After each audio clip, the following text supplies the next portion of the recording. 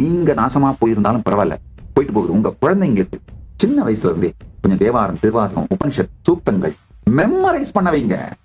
தருதரம் முடிச்ச ஸ்கூலுக்கு எல்லாம் அனுப்புறதை விட்டுட்டு ஹோம் ஸ்கூலிங் பண்ண ஆரம்பிங்க. வீணா போன ஸ்கூலுக்கு போய் அங்க பியர் பிரஷர்ல அந்த ஈகோ சிஸ்டத்துல மாட்டிக்கிட்டு இந்த பசங்க அதே மாதிரி அந்த மத்த பசங்க பண்ற மாதிரியே எல்லா பழக்கத்தையும் கத்துக்கிட்டு நாசமா போகுதுங்க.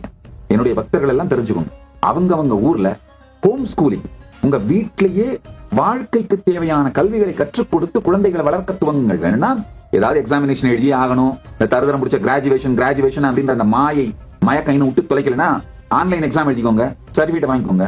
இப்பெல்லாம் ஏஐ வந்துருச்சுங்கயா, யூடியூப், ஏஐ, சோசியல் மீடியா, எல்லா விதமான நாலேஜுமே எக்ஸ்பர்டைஸுமே டெமோக்ரட்டைஸ் ஆயிடுச்சுங்கயா.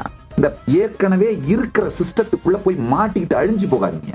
நான் சொன்னா எல்லாரும் கேட்பாங்களா எனக்கு தெரியாது, கேட்கறவங்களுக்காக சொல்றேன், அவ்வளவுதான்.